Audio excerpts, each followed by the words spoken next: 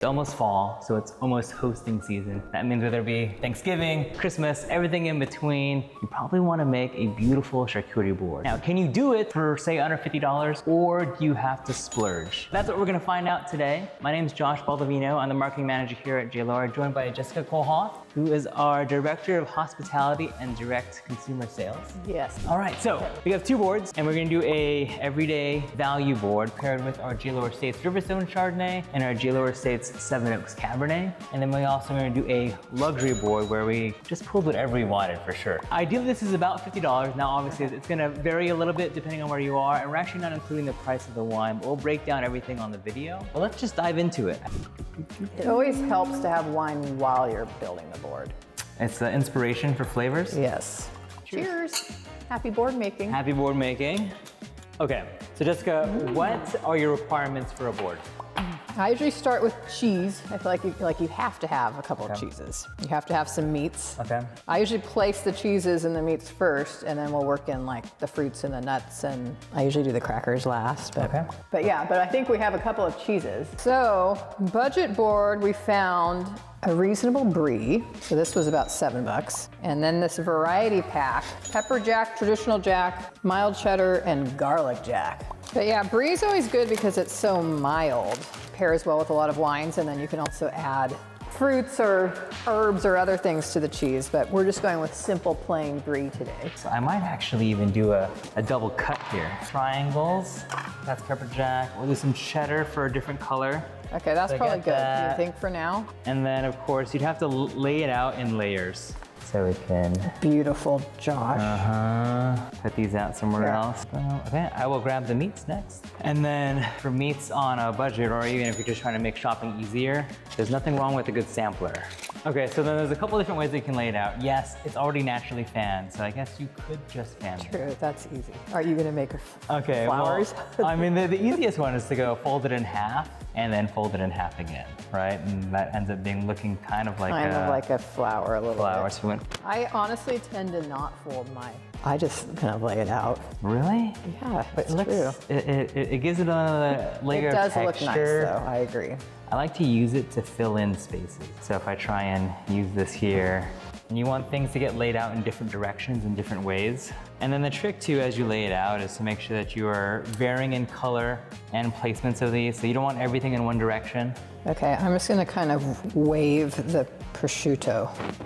Unless you have a special trick. I don't. No, that's probably the easiest, as you want a bunch and create different textures. Oh, what happens to the rooms? I don't know, that might need to be reworked. I know, or I guess what you can do, which you don't have right now, you got a toothpick and then put it in the middle on this side. Perfect. Or you wait until the board's a little bit more filled, and then you use that with everything else to hold the rows together. If I keep this here, and if I use the cheese. It's looking good, Josh. So especially as you start to fold meats, you'll notice, obviously ours are unfolding. You might want to put in other placeholders. So here, I might be able to use this one to kind of hold things together. There we go. Without smashing the cheese. Actually, that came together in like less than 10 minutes. Easy peasy. Okay, here's some washed raspberries. I'll put some of those in here. Then you want to put some nuts in the other ramekin. Final pieces here. So fancy smaller cashews. Fancy cashews in here. Let me figure out a spot where I can keep that guy. More texture on this side there. Okay, then we have two spreads.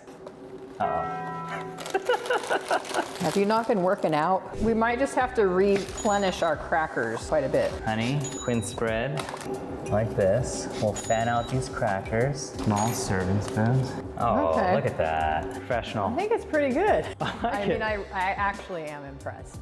Well, cheers. Cheers, good job, Josh. All right, so I think the budget board was a success. Okay, so Jessica, can you break down again all the different kind of cheeses and meats that we have on the board? Okay, so we have the brie, and then we had various jack and cheddar cheeses pre-sliced over here. A couple of different salamis. I think this was maybe a little bit of a spicier one. And then more mild salami, and then the prosciutto. As you pick wine, Jessica, again, we're going for an everyday. This is the crowd pleaser. You're hosting something for the holidays, something with your friends this fall. So the safe crowd pleasing choices for everyone, either be a Chardonnay or a Cabernet. Why are they always the most popular? Well, they do pair very well with different foods. Easy to pair, easy to drink, enjoyable. Like whenever you're having friends over, they're such popular varietals that you can't really go wrong. Everybody's gonna love them, so.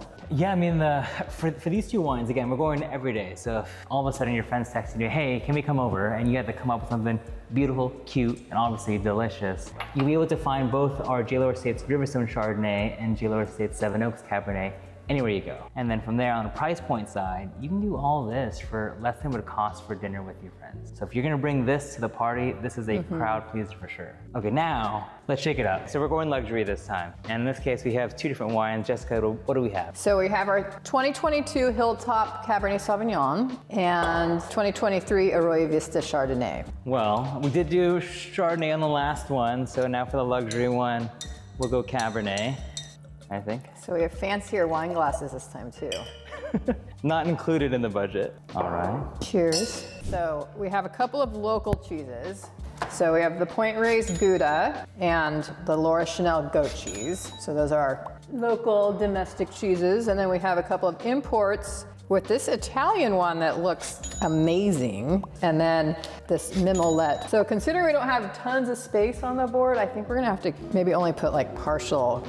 I'm gonna try to get it out of this wrapper. But look at that cheese, that looks delicious. This one, I'll try and slice into smaller slices. Maybe I can fan these out. So this Laura Chanel says I can just tear here.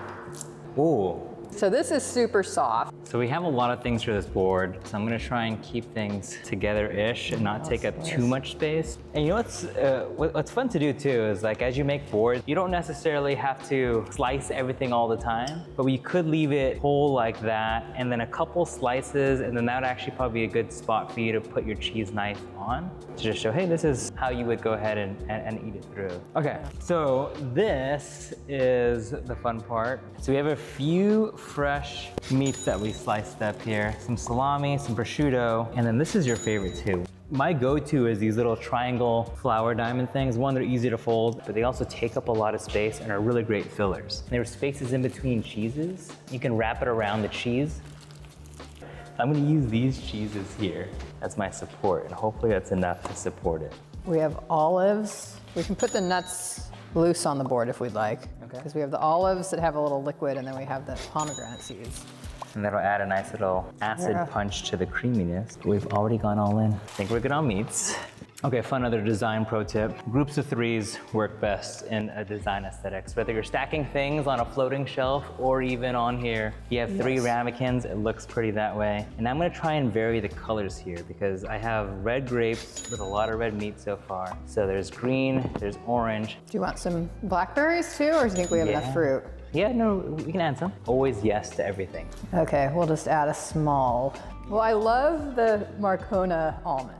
Okay. Which, you know, if anybody's been out to our winery and has purchased any of our cheese boards, you will have had super flavorful, like yummy, nice fat content to them. And we got a couple of different flavored. We have the truffle, I believe. And then I think these ones are an herbes de Provence, yes. So at least we're adding, they're not just plain, you know, they're gonna add some more flavor to the board. Okay, I'll add some more then. Okay, so what do we have left? We have crackers and some spreads. Oh yeah, we might and have the to honeycomb. We have our dates and our chocolate. Should I add our chocolates into that bowl? Let me cut the dates in half. So this time we got actual quince paste where the budget board was like a quince spread. And then I'm gonna put a little bit of the quince paste on the board. So you just kind of slice into that with your cheese. Okay, I'm gonna put the honeycomb. Okay, so I've got the honeycomb and I'm gonna just try to drop it right in here. It is gonna get a little, like, it'll drip down onto the board a bit, but. Okay, so this board is filling up and we still have so many things to put on it. All right, so we got two different kinds of crackers. When I go crackers, I always like to have something that's a little more neutral and then something that's more fun. So in this case, we have the extra virgin olive oil sea salt crackers, and then we have a dates, hazelnuts, and pumpkin seed fall inspired crackers that we have here. So this is a scenario where if we had extra little containers, we might put the crackers in there. Now we're filled up. This is gonna get tight. You know what's actually nice though is that these do have already cute containers. Oh, true. There's a reason you pay more for the splurge board. Maybe if it's too big, we'll take them out. Maybe we'll add just a few. Let's go here. Okay. And then I think as we fill in, there's a few more spaces that we can fill in. So you can potentially add, so we have some garnishes here like rosemary that we can add in different spots. I was hoping the budget board would look better, I'm not gonna lie, but I think this one wins. Jessica, why do you think that these wines pair perfectly with this board? Well, I think there are enough flavors going on the board that between the two wines, you're definitely gonna be able to, find some really stellar pairings. So I haven't tried this yet, but my first guess would be if I took some of the Laura Chanel goat cheese with a little quince paste and had that on either cracker with some of the Rio Vista Chardonnay, that would be like brilliant. And then I'm thinking the fennel salami with the hilltop would be a good first pass as well. So I don't know, enough different textures and flavors, and these wines have so much flavor to them that they can hold with kind of the different elements of the board. So. Okay, well, I'm excited to dive in. Let's check out both boards and see what you guys think in the comments. Okay, so these boards do look different. What are the differences that you notice? Well, immediately there's more color and more texture on this one. And just more on the luxury, and just more interest with some of the accents of the rosemary sprig and the nuts that obviously have some sort of seasoning on them, and the crackers are more, they just look more gourmet. That's true. Yeah, I mean, obviously the cheese that we picked too, you can tell from the get-go, right? You have two different soft cheeses here that have its own texture, have its own aromas. The crackers, one looks normal, the other one looks like, oh, like what is that? Like there's some extra interest there. Right. Just on all little touches. And again, I think the other point that you can't get through the camera is the aroma. For sure, yeah. Especially with the truffle nuts, like that, it's actually really hitting a lot. But no, I mean, I think either way, whether you're going an everyday board or a luxury board, like this was super quick, and this was just a fun experience overall. I know. I mean, this definitely for a special occasion, like, worth taking the time and energy for this board, but yeah, for, if you're just having a couple of friends over and something casual, you can't beat the speed and convenience of that board. So yeah, it was fun. It was a good little research project. And then if we inspired you at all to make your board just like this, we were actually giving away a board right now on our website. So if you go to jlohr.com, we'll make it even easier. You can click on the link down in the description and we can show you exactly how to enter. But we'll be giving away this exact charcuterie board as well as a $50 Visa gift card so that you can build a board like this for yourself. So if you want to enter before the holidays start, before Thanksgiving, click the link in the description. And then if you're watching this even more in the future from now and you'd still like to build this board, we're going to have shopping lists all on our website as well, so you can click that link. Well, I hope you enjoyed that video, and I hope this inspired you to bring a board to whatever party you are hosting or attending to this holiday season. Well, share this with anyone else that you are hosting a party with this fall season. And cheers to you, Jessica. And cheers to you guys. Cheers.